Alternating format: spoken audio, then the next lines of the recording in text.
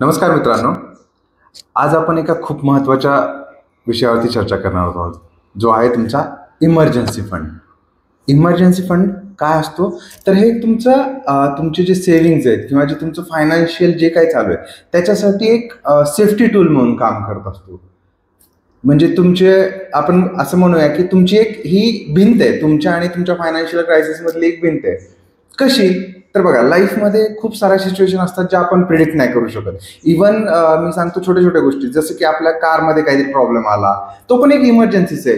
त्यानंतर आपली काही मेडिकल इमर्जन्सी आली किंवा आपल्या फॅमिली मेंबर्ससाठीची मेडिकल इमर्जन्सी, ह्या सगळ्या गोष्टी आहेत ना, ह्या अनप्रिडिक्टेबल आहेत. त्याच्यासाठी तुम्ही काहीच म्हणजे कोणीच त्याला असं थांबवू शकत नाही. ती होणारी गोष्ट होणारच आहे. पण त्याच्यासाठी आपण रेडी असणं हे खूप गरजेचं आहे. तुम्हाला माहिती आहे, भारतातले जवळपास 70% लोक आहेत ना, ते 1 लाखापर्यंतची सुद्धा इमर्जन्सी बेअर नाही करू शकत. म्हणजे अचानक जर त्यांना 1 लाख रुपये लागले ना, मेडिकल इमर्जन्सी असू देत किंवा अजून काही त्या खर्चांना अनप्रिडिक्टेबल खर्च आहे, ते खर्च बेअर नाही करू शकत आहेत. त्यांनी होतं काय माहिती आहे का, बऱ्याच वेळेस त्यांच्या काही ज्या सेव्हिंग्ज असतात किंवा त्यांच्या ज्या इन्व्हेस्टमेंट असतात त्या त्यांना खर्च करायला लागतात आणि काही वेळेस तर ते कर्जात पण जाऊ शकतात. मग हे सगळं नाही व्हायला पाहिजे ना, म्हणून आपण आपला इमर्जन्सी फंड बनवणं खूप गरजेचं आहे.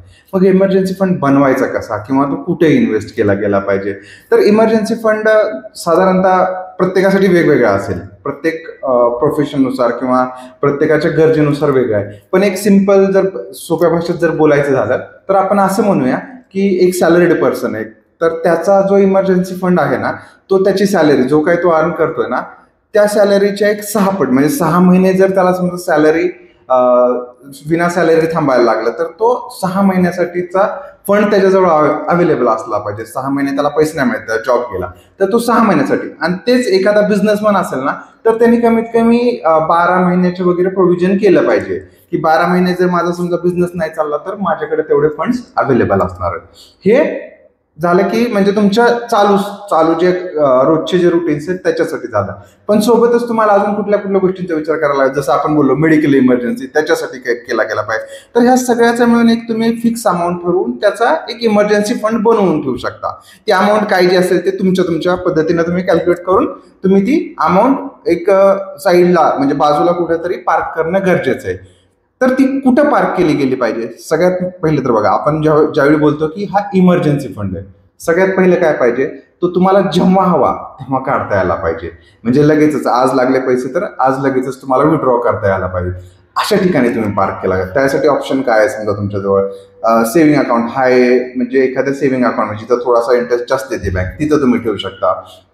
त्याच्यानंतर तुम्ही FD मध्ये तो पैसा पार्क करून ठेवू शकता. किंवा अजून म्हटलं तर म्युच्युअल फंडमध्ये लिक्विड फंड आहेत, त्याच्यामध्ये तुम्ही तो पार्क करून ठेवू शकता. लिक्विड फंडमध्ये साधारणतः सेव्हिंग अकाउंटपेक्षा थोडेफार 1-2% जास्त रिटर्न मिळतात, पण तेही चांगलेच आहेत.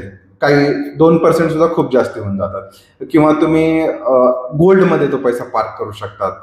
गोल्डमध्ये तर खूप छान सांगता येईल आपल्याला, की जर एखादे आपण ज्या सिच्युएशन बघितलं, श्रीलंकेत झालं, हायपर इन्फ्लेशन झालं किंवा मंदीची मोठी लाट आली, त्यावेळेस सगळ्यात जास्त काम करतो तो म्हणजे गोल्डमध्ये इन्व्हेस्ट केलेला पैसा. बरोबर? तर अशा ठिकाणी तुम्ही तो पैसा पार्क करू शकता. बरेच जण असं पण म्हणतील, अरे आमच्याकडे सेव्हिंग आहेत, आम्ही त्यातून खर्च करू. पण परत एकदा लक्षात घ्या, सेव्हिंग हा वेगळा पार्ट झाला. सेव्हिंगवरती तुम्ही रिटर्न मिळवण्याच्या दृष्टीने ती सेव्ह केलंय. पण हा जो इमर्जन्सी फंड आहे ना, तो तुमच्या सेव्हिंगला वाचवणार आहे. म्हणून प्रत्येकाने इमर्जन्सी फंड हा आपला अमाऊंट इरिलेव्हंट, तुम्हाला जो तुमचा वाटतोय कॅल्क्युलेट करा आणि त्याप्रमाणे बनवा, पण नक्की बनवा. बरोबर? लक्षात येत आहे तुम्हाला तुमचा इमर्जन्सी फंड का असला पाहिजे? इमर्जन्सी फंड आहे ना, तो तुमच्या गाडीतलं सीट बेल्ट जसं काम करतो ना, सीट बेल्ट सारखं काम करतो तुमच्यासाठी. म्हणजे असं नाही होणार की तुम्ही सीट बेल्ट लावला म्हणून तुम्हाला स्पीड ब्रेकरचे धक्के ते जाणवतीलच, बट तो सेफ ठेवेल तुम्हाला. म्हणजे सीट बेल्ट आहे, लक्षात येते तुम्हाला? हा खूप चांगला कन्सेप्ट आहे इमर्जन्सी फंड. तर ह्या सगळ्या गोष्टींसाठी तुम्ही नक्की विचार करा. आणि जर तुम्हाला काही मदत लागत असेल, किती फंड बनवायचा आहे, काय बनवायचं आहे, तर नक्की मला विचारा. मी तुम्हाला नक्की त्यामध्ये मदत करेल.